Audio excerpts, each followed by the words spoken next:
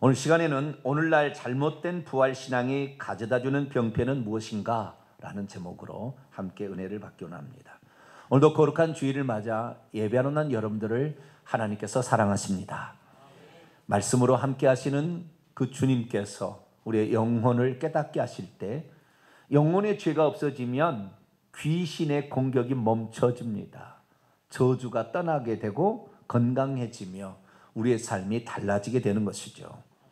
인생이 침체되고 어둡고 냉랭하게 된 것은 죄를 회개하지 않으므로 귀신이 늘 틈타고 있기 때문에 그렇습니다.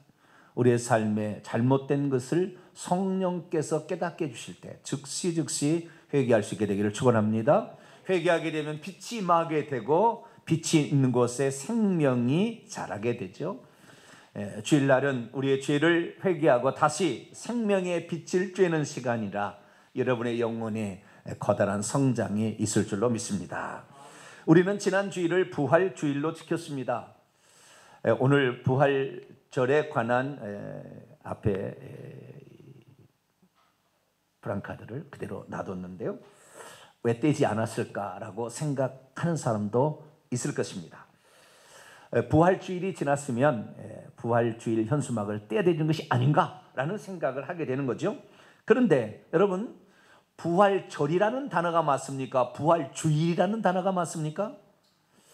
어느 때 보게 되면 동탄기독교연합회 부활절 연합예배 이렇게 써 있다가 어느 또 해를 보게 되면 동탄기독교연합회 부활주일 연합예배 이렇게 쓸 때도 있어요.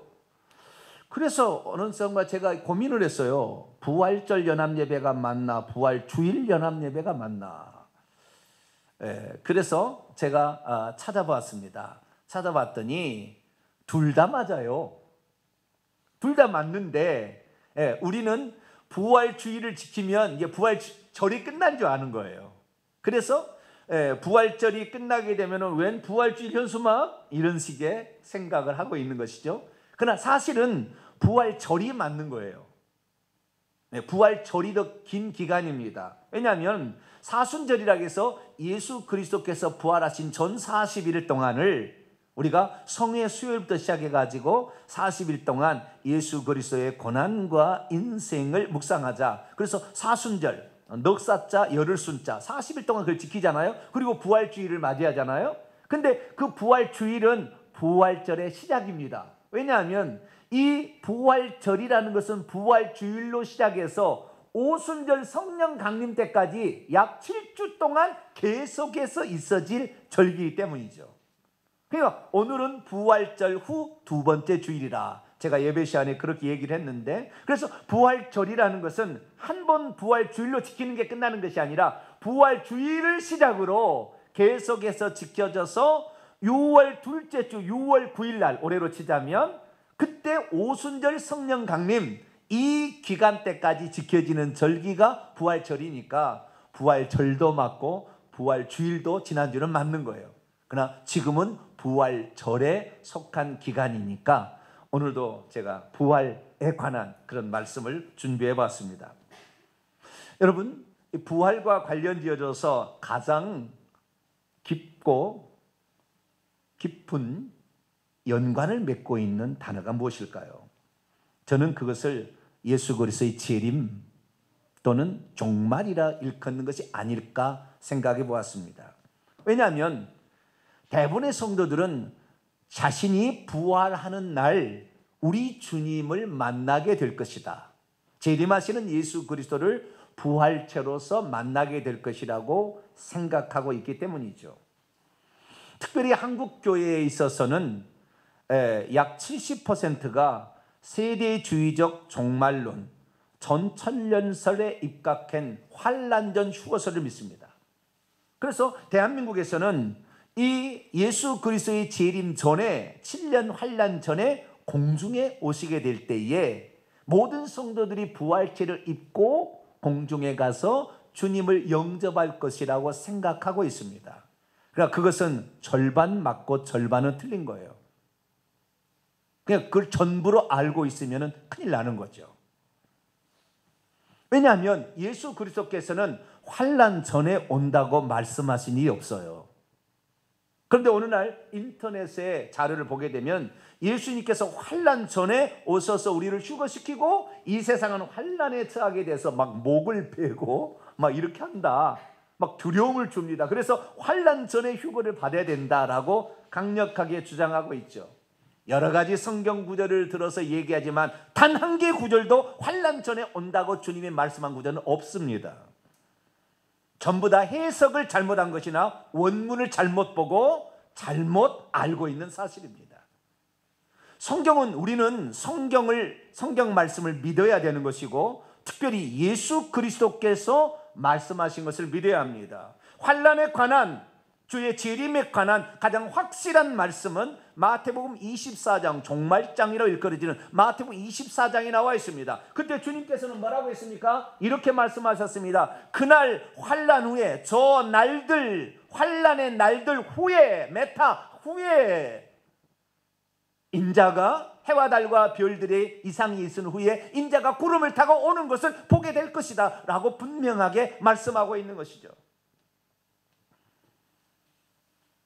환난 전에 오는 게 아닙니다. 그러면 환난 후에 온다고 이렇게 분명히 기록되었음에도 불구하고 왜 사람들은 환난 전 휴거를 그렇게 좋아하는 것인가? 그것은 이 성경 말씀이 분명하지만 이렇게 말하는 거예요. 예수 그리스도께서는 재림이 한 번 있는 것이 아니라 두 번 있어. 이게 교묘한 속임수인 거예요. 두 번 있어. 하나는 은밀하게 오는 것이고 하나는 공개적으로 오는 거야. 공개적으로 오는 것이 주님의 재림이고 은밀하게 오는 것은 공중에 오시는 것인데 그때 우리가 환난을 면하여 공중에 계신 주님을 만나러 가는 거야. 그때 주님은 은밀하게 와서 보석만 훔쳐가기 때문에 그때 올라가지 않으면 너는 환난 치하에 들어가서 적그리스도에서 목배임을 당하게 될 거야. 똑바로 차려야지 정신. 그러면서 얘기하게 되면 은밀하게 온다니까. 아, 은밀하게 오는 것도 있는 모양이구나. 성경에는 안 나왔지만 은밀하게 오는 것이 있는 모양이구나. 이렇게 넘어가게 되기 시작하는 거죠. 그러면 왜 이런 은밀한 재림 그것을 말하기 시작했을까요? 그것은 사실 우리 책임이라기보다는 우리 책임이 좀 떨어져 있는 거예요. 왜냐하면 미국에서 수입한 거기 때문에 그렇습니다. 우리나라의 복음 전례는 미국에서 선교사들 와서 전례를 했고요. 또한 똑똑한 사람들, 이런 사람들을 미국에 유학을 보내서 목회자를 만들었는데요. 그때 당시에 미국에서는 전천년설, 환난전 휴거가 미국을 휩쓸고 있었습니다. 대부분의 신학교들도 그런 환난전 휴거를 주장하고 있었고 그런 신학자들이 빼곡했기 때문에 오는 선교사나 가서 배워온 목회자 신학자들도 환난전 휴거를 배워가지고 온 것입니다. 이 환난전 휴거는 근원을 쫓아가 보면 초대교회 때 있었던 것이 아니었어요. 1500년도 후반에 비로소 이 세상에 출현하기 시작했습니다. 왜 그런 것이 미국에 들어갔고 미국에서 우리나라까지 오게 된 것일까요? 그것은 로마 가톨릭에서부터 시작된 것입니다. 1517년 루터가 종교개혁을 하면서 저 교황이 자기가 하나님을 대신하여 적그리스도가 되어서 진짜 예수 그리스도를 믿는 사람을 죽이고 성경을 소지하면 불에 태워서 죽이고 성경 말씀대로 믿고 사는 것을 믿지 못하게 하는 저것이 적그리스도라고 종교개혁자들이 얘기를 하니까 교황의 정체가 낱낱이 드러나기 시작했어요. 그 치부가, 그 부패가, 그 타락상이 적나라하게 들어가 있는데 그걸 신적 존재로 숭배하고 있는 그게 잘못되었다. 우리가 숭배할 대상은 오직 예수 그리스도지 교황이 아니다. 그렇게 얘기하니까 교황이 화가 난 거죠. 그래서 교황이 특명을 내렸습니다. 내가 적그리스도라고 말하는 저 종교개혁자들의 시선을 따돌려라. 그래서 두 가지 유명한 요한계시록 강해가 나왔으니 하나는 적그리스도는 과거에 있었다. 다시 말해서 이 요한계시록은 당시의 네로 황제나 도미시안 황제 그 핍박자들의 짐승이라고 하는 것이지 지금 교황이 아니다. 이런 식으로 해석을 하는 과거주의적 해석법을 들여오기 시작했고 또 하나는 이 사람입니다. 프란시스 리베라. 1537년에서 1591년까지 살았던 예수의 소속의 신부입니다. 이 신부는 적그리스도는 현재 있는 것이 아니고 장차 미래의 불신 세력에서 나타나서 전 세계를 지배하는, 그래서 단일 세계 정부를 만들어서 전 세계를 지배하는 지도자로서 예수 믿는 사람들을 핍박하여 죽이는 미래적 인물이다 라고 해석을 했습니다. 그러면서 다니엘서, 요한계시록 이런 말씀들을 그런 식으로 전부 짜맞추기 시작해서 해석하기 시작했어요. 그러니까 이 성경을 잘 모르는 사람은 오, 진짜 그렇구나. 우리의 적그리스도는 지금 현재 있는 것이 아니라 먼 미래에 우리를 핍박하러 오는 그 존재인데, 여기에 내용을 간단히 요약하면 그러는 거예요. 마지막에 적그리스도, 전 세계를 지배해서 예수 믿는 사람을 죽이는 핍박자가 오게 되는데, 이 사람은 처음에는 평화주의자로 등장했다가 이스라엘과 7년 평화협정을 맺게 되고, 그래서 전 3년 반에는 그 온건한 핍박기지만 후 3년 반에게는 과도한 핍박기가 되어서 예수 그리스도를 믿는 사람들을 죽이게 될 것이다. 그러니까 이 적그리스도가 오기 전에 휴거되어서 성도들을 올려보내고, 적그리스도가 이스라엘과 평화협정을 맺는 것은 이스라엘을 구원하기 위함이니, 이스라엘이 구원받기 전에, 이스라엘을 추수하기 전에 교회는 먼저 휴거되어서 공중에서 7년 동안 혼인잔치를 할 것이고, 이 땅에는 남겨진 자들과 유대인들의 추수가 있을 것이다. 그래서 이 땅에 유대인들을 구원하는 기간이 7년 환란 기간이고, 그때 만약에 7년 환란 전에 휴거되지 않냐고 남겨진 사람들은 목배임을 받아서라도 자신의 믿음을 지켜야 구원을 받게 될 것이다. 그리고 7년 후에 예수님은 재림하여서 천년왕국을 이루게 될 것이고, 천년왕국 후에 새하늘과 새 땅 지옥으로 몰고 간다라는 것이 이 교리의 핵심 틀입니다. 그러나 다 틀렸습니다. 그래서 저희 교회 홈페이지에 보시면 정확히 쭉 설명되어 있으니까 하나씩 찾아보시면 돼요. 문제는 뭐냐? 이 7년 대환란, 그리고 이 적그리스도의 출현을 주장했던 이 프란시스 리베라의 말을 듣고 영국에 있는 성공의 그 목사라고 해야 돼. 그쪽은 신부라고도 얘기합니다만은 성경의 신부가 존 넬슨 답이라는 사람이 있었는데, 그 사람이 이 사상을 받아들였어요. 상당히 영향력 있는 사람인데, 이 사람이 미국으로 건너가서 미국의 이 사상을 전파하기 시작했어요. 나중에는 스코필드 주석 성경에다가 이 환란전 휴거의 이 신학 사상을 그대로 집어넣었는데, 이것이 엄청나게 팔려나갔어요. 그래서 미국에 갑자기 환란전 휴거로 완전히 바꿔져 버린 겁니다. 그런데 이런 환란전 휴거의 주장 배후에는 잘못된 부활신앙이 기저에 깔려 있었다는 것을 아는 사람이 잘 모릅니다. 잘못된 부활신앙이 결국에 환란전 휴거 사상을 만들어냈고, 이것이 전 세계를 지배하게 되고 대한민국의 약 70%를 차지하게 되는 엄청난 폐해를 가져오고 있는 것이죠. 그래서 이 잘못된 이 부활 사상은 대체 무엇이었으며, 이것이 어떻게 종말론과 연결되어져서 사람을 괴롭히고 그리고 망가뜨리게 되는지 오늘 말씀을 통하여 분명히 살펴보고 올바른 종말론과 올바른 부활관을 갖게 되기를 축원합니다.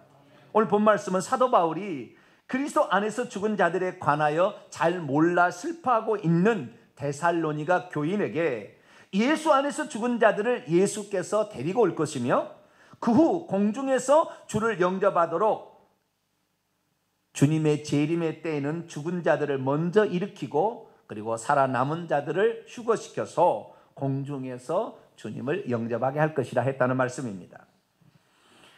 이 말씀에 의하면 죽은 성도들의 부활이 언제 있을 것인가 분명하게 말씀하고 있습니다.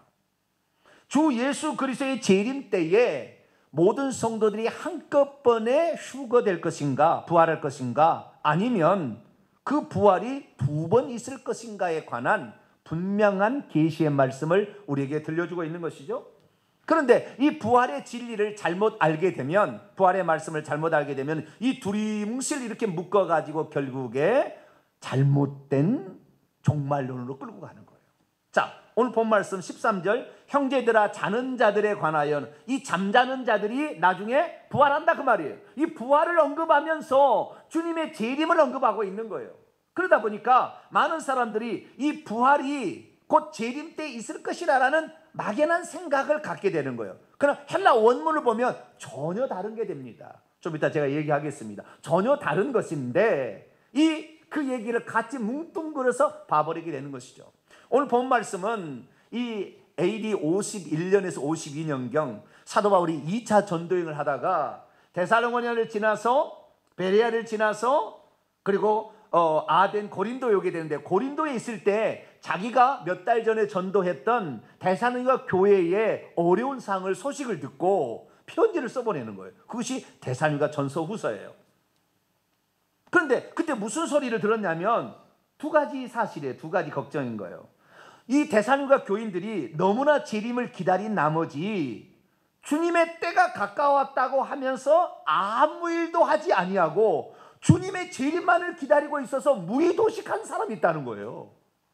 그래서 그것을 바로잡아야 될 필요성이 있었고, 두 번째는 주님의 재림의 때에만 부활이 일어난다고 생각한 나머지 주님이 재림하지 않았는데 성도가 죽어나간 사람, 그러면 헛살았느냐 라는 걱정에 주님 재림 전에 죽은 이 사람들은 부활하지 못했으니까 지옥에 떨어진 것이 아닌가라는 걱정을 하고 있는 그들에게 부활과 재림의 의미가 무엇이고 언제 그것이 일어날 것인가를 분명히 얘기해 주므로 자신의 신앙 생활을 낙심하지 않게 하기 위하여 쓴 편지가 데살로니가 전서인 것입니다.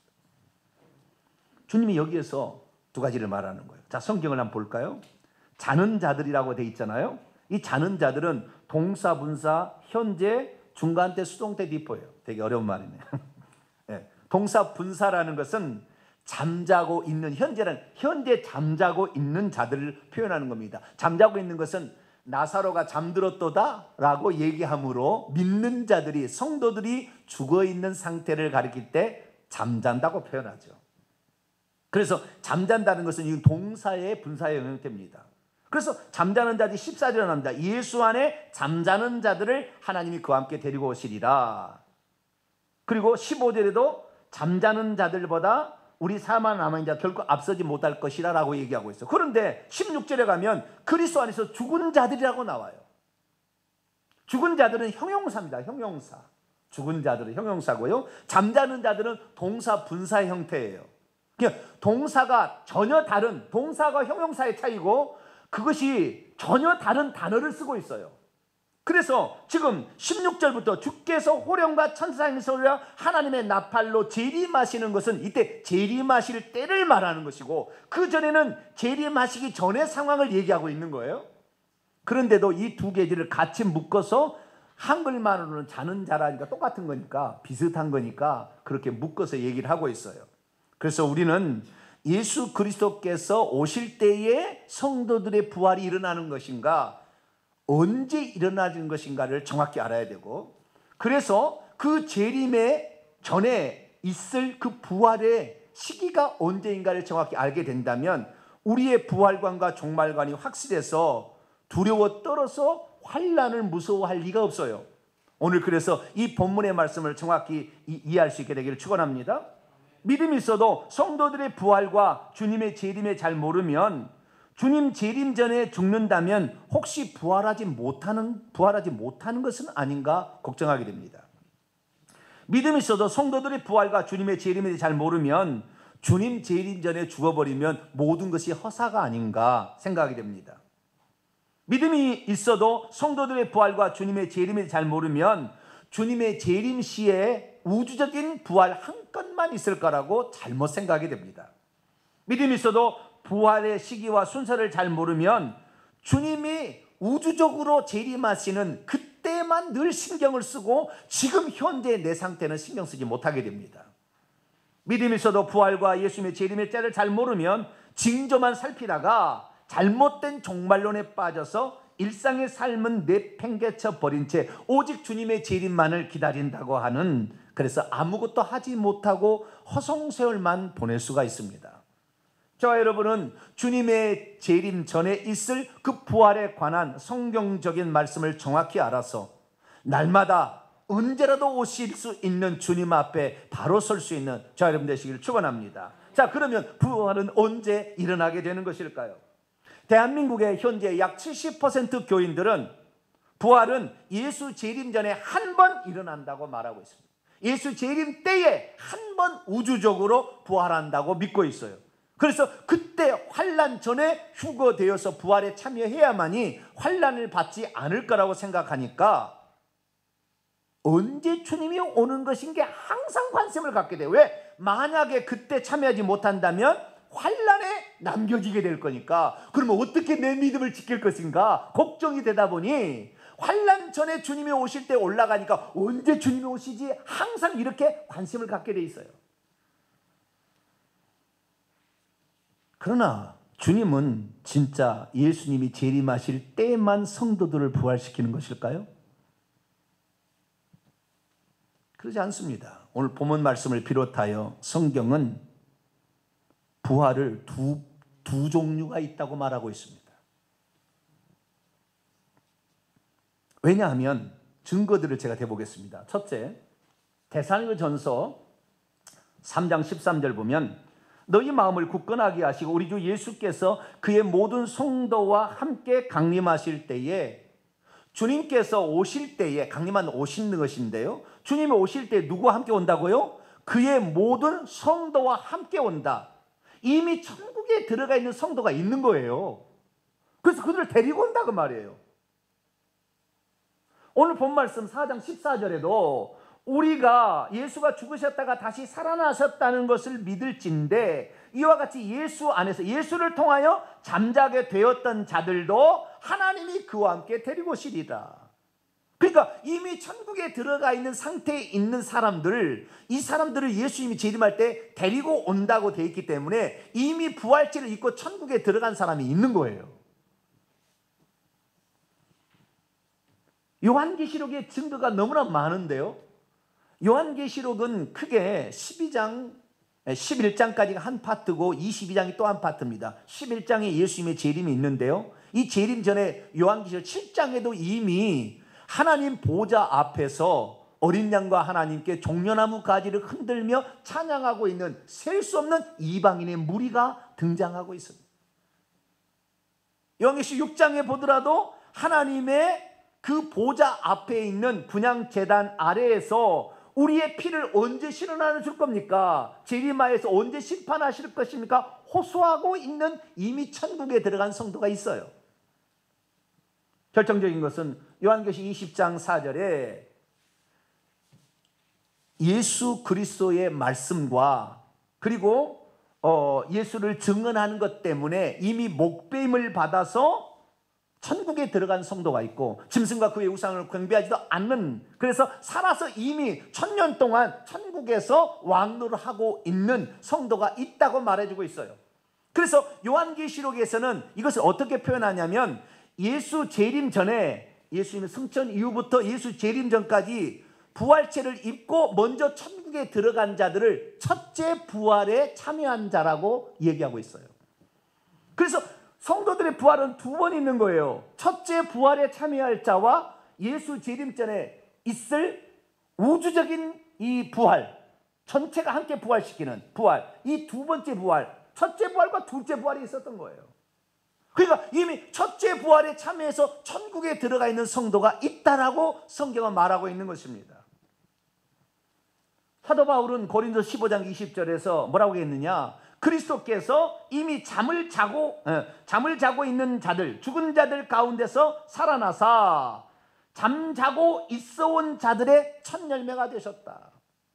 여러분, 예수님이 첫 열매가 되셨다는 건 뭐냐면 이스라엘의 초실절을 가리키는 거예요. 이스라엘의 초실절은 가장 먼저 익은 곡식 한 단을 하나님께 제단에 바치게 되면 먼저 익은 곡식입니다. 맨 처음에 바치게 되면 그 다음부터는 계속해서 추수가 일어나는 거예요. 그래서 계속 곡식을 거둬들이다가 이제 마지막 때 한꺼번에 딱 거둬들이는 거예요. 이것이 오순절이에요. 한꺼번에 거둬들이는 게 오순절입니다. 그래서 이 예수 그리스도의 초실절은 예수님의 부활 있고 마지막 때 한 번 있는 것이 아니라 예수님의 부활은 부활의 첫 열매고 그 다음부터는 졸졸졸졸졸졸 추수가 일어난다 그 말이에요. 졸졸졸졸 부활이 일어난다 그 말이에요. 그러다가 마지막 때 예수 재림 때 한꺼번에 거둬버린다 그 말이에요. 할렐루야. 이것이 성경에 가르쳐준 부활에 관한 진리입니다. 특별히 예수님께서 요한복음 5장에 뭐라고 얘기했냐면 이를 놀랍게 여기지 말라. 무덤 속에 있는 자, 여기 무덤은 사람의 육체를 가리킵니다.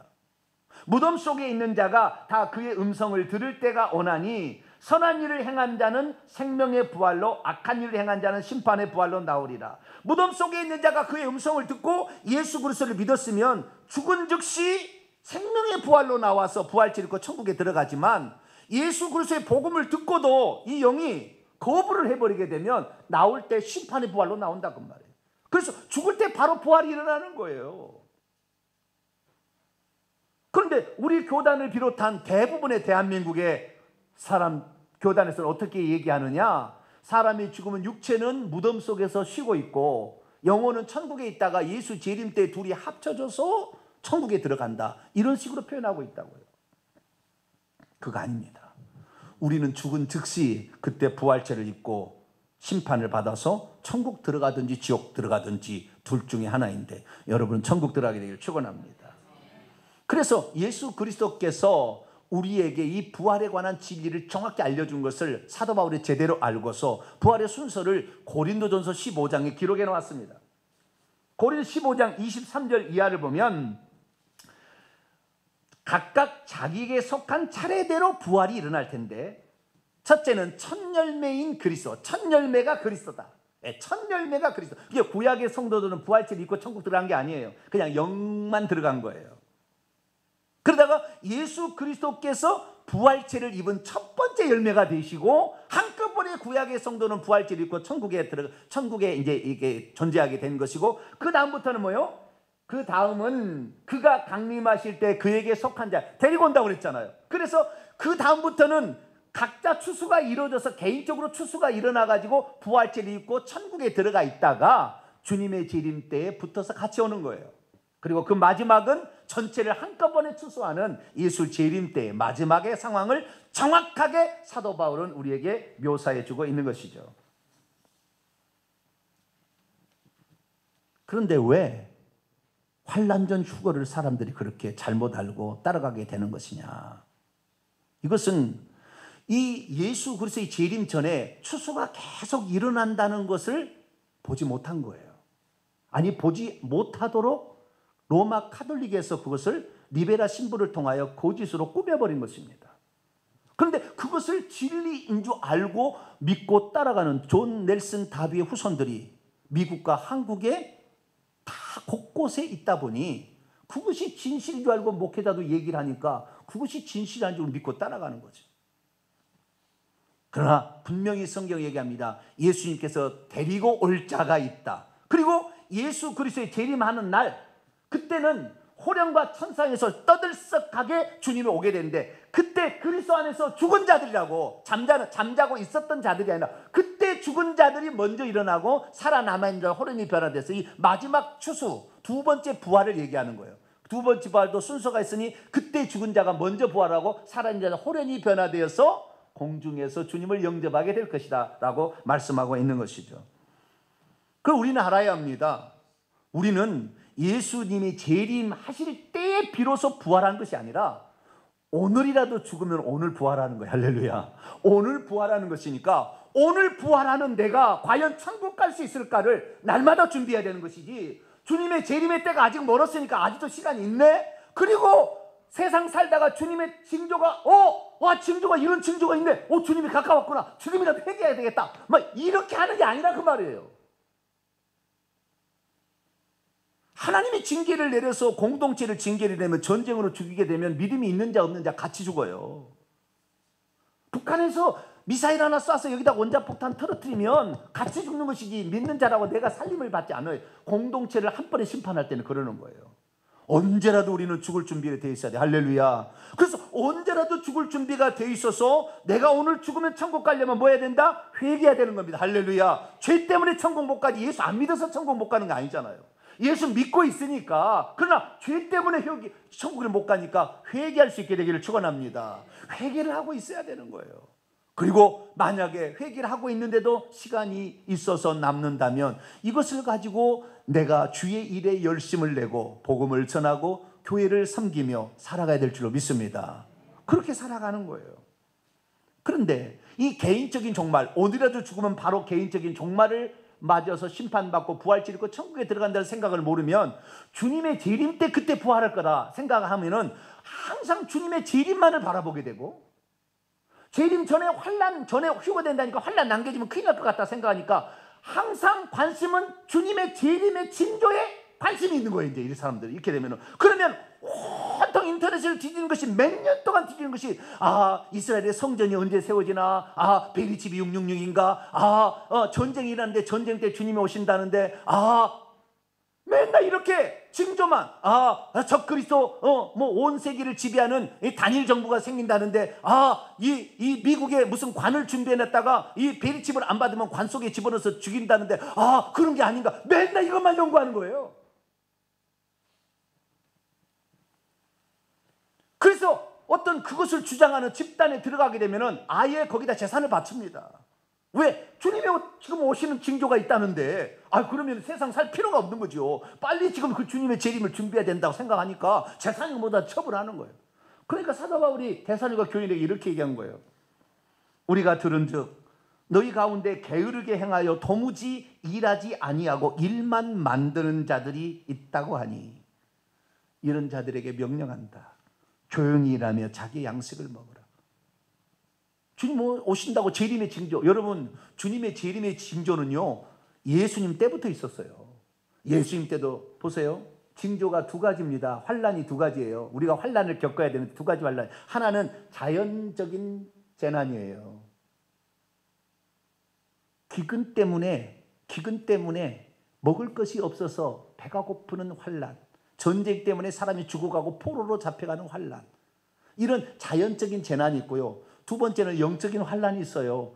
예수 그리스도를 믿으면 죽이거나 핍박하는 것, 아니든지 아니면 귀신이 다른 것에 초점을 맞춰서 미혹의 영을 통하여 다른 데 신경 쓰게 해서 늘 미혹하는 것, 환상 예언 막 따라가서 정신없이 거기에 팔려있게 만드는 것, 이런 환란에 처하는 거예요. 이것은 예수님 때부터 있었고 앞으로도 있을 거예요. 환란 통과하는 게 아니라 이미 초기교회는 다 그 환란 속에서 믿음 지키다가 사다바벨에 죽었고 화형당해서 죽어왔어요. 그 환란은 지금도 있을 것이고 앞으로도 계속 있을 것이지 무슨 특별한 징조가 베리집에 나타나서 그런 게 아니라 그 말이에요.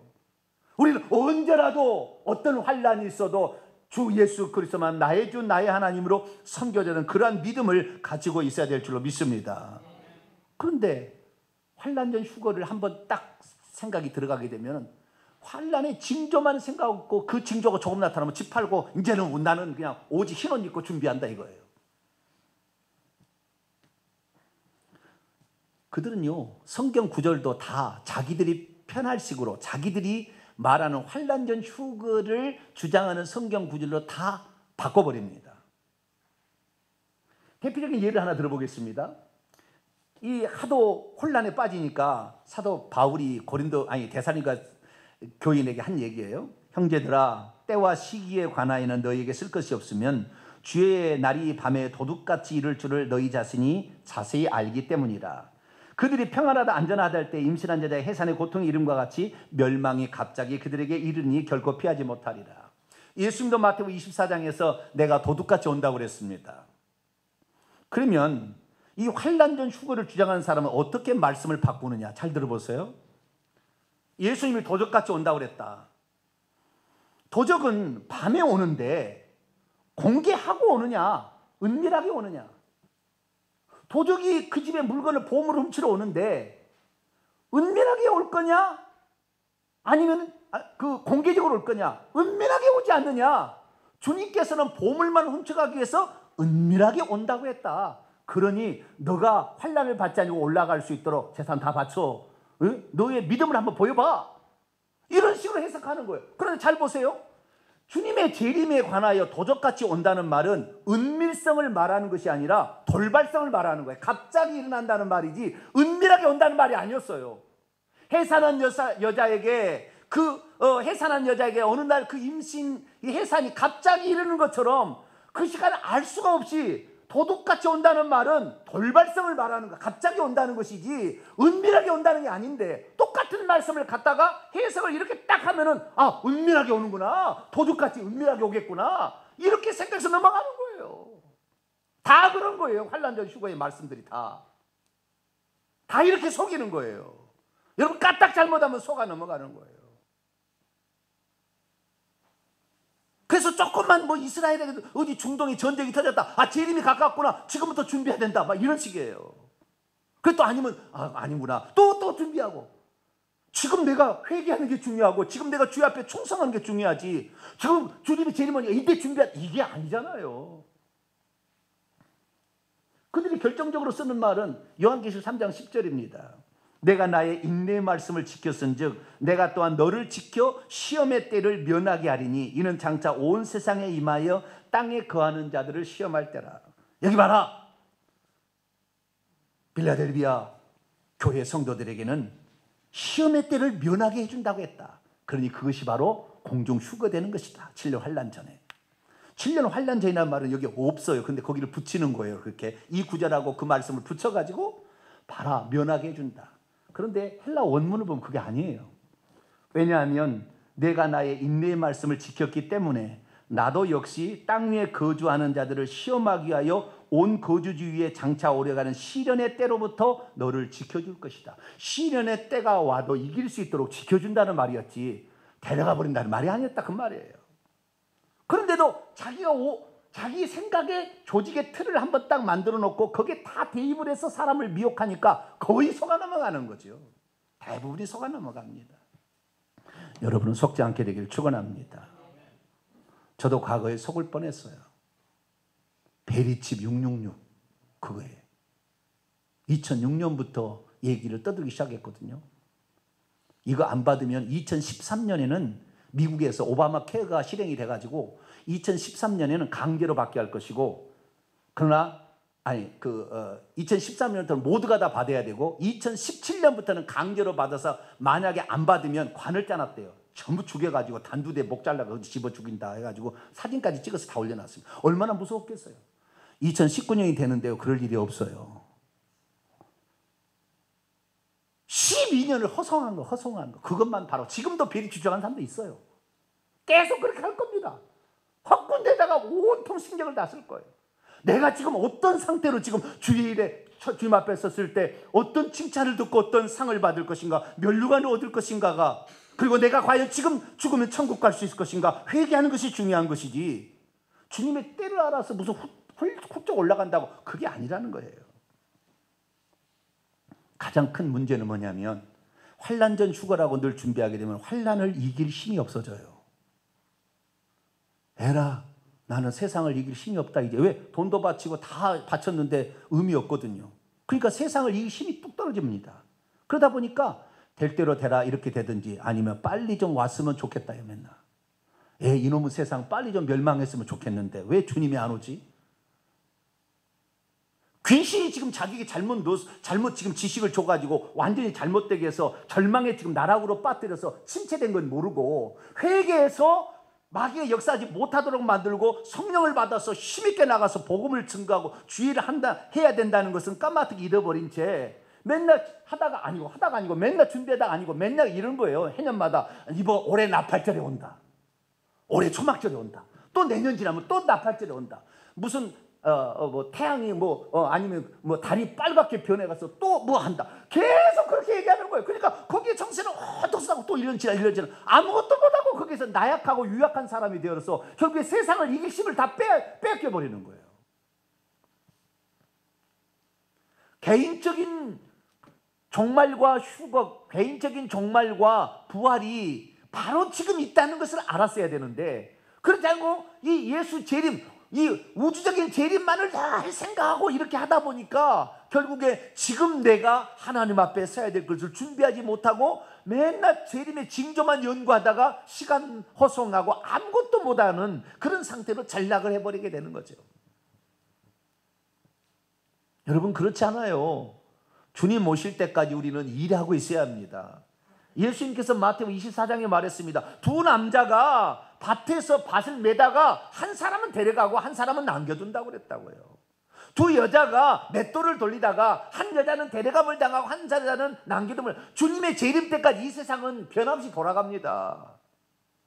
노아의 때와 같다고 그랬어요. 먹고 마시고 시집가고 장가가고 예수님 재림하는 그날까지 시집가고 장가하는 일이 계속 반복되는 것이지 느닷없이 뭐 세상이 뭐 지진이 나서 확 없어지고 이러지 않아요. 오늘도 우리는 한 그루의 사과나무를 심어야 되는 겁니다. 할렐루야. 우리가 가야 될 길을 가야 되는 거예요.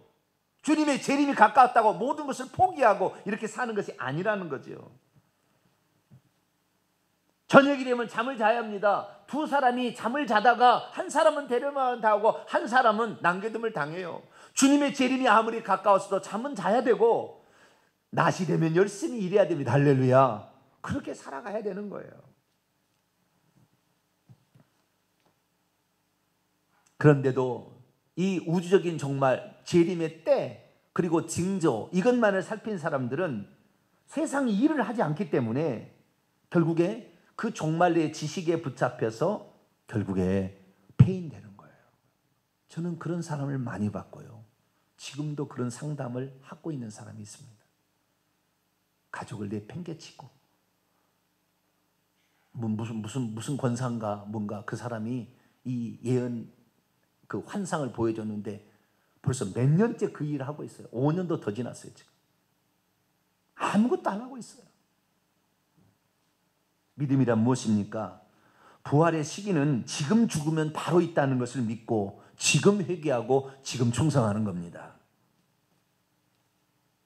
그래서 사도 바울은 주님의 재림을 언급하면서 데살로니가전서에 뭐라고 말합니까? 데살로니가서 5장을 읽어보세요. 정신을 차리라. 게으르지 말라. 분명히 말합니다. 그리고 데살로니가 5장 16절 항상 기뻐하라. 쉬지 말고 기도하라. 범사에 감사하라.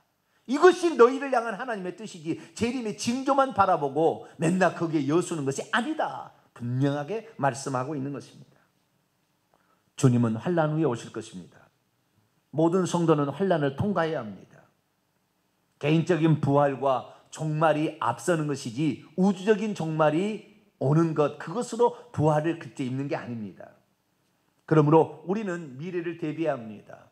우리는 언제라도 자연이 주는 환난, 기근과 전쟁에 대비를 해야 돼요. 뿐만 아니라 영적인 환난, 예수 그리스도를 믿는다고 핍박하는 그 핍박을 견뎌내야 되고 뿐만 아니라 왔다고 늘 골방에 있다 여기 있다고 말하는 순전히 미혹의 영에 미혹된 자들의 가르침과 그들의 속임수를 분별해내야 합니다. 그러면서 오늘 우리에게 주어진 삶에 최선을 다해야 합니다. 내가 오늘 죽으면 과연 천국에 들어갈 수 있을까? 우리 자신의 믿음이 있는가를 살피고 회개할 수 있게 되기를 축원합니다. 잘못된 것을 회개해서 오늘 죽어도 천국 들어갈 준비를 하고 있으며 뿐만 아니라 오늘까지 재림하지 않냐고 나를 살려준다면 오늘 내게 주어진 일에 충성하고 있어서 주님 오시는 날 잘했다 칭찬 듣는 사람이 되어야 될 줄로 믿습니다.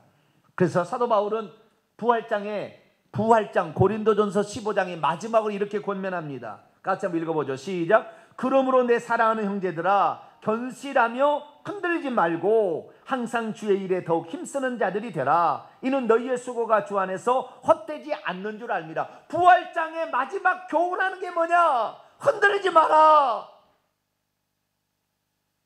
주 안에서 수고가 헛되지 않은 줄 알고 오늘도 하나님의 나라와 주의 몸된 교회를 위해서 충성하고 헌신하라. 이것을 권면하고 있어요. 우리의 부활은 오늘 죽으면 있다. 그래서 항상 준비하게 될 수 있기를 축원합니다. 그리고 오늘 주어진 일에 최선을 다하는 것, 충성하는 것, 이것인 줄 믿고 나가게 되시기를 간절히 바랍니다. 거룩하신 하나님, 얼마나 많은 그리스도인들이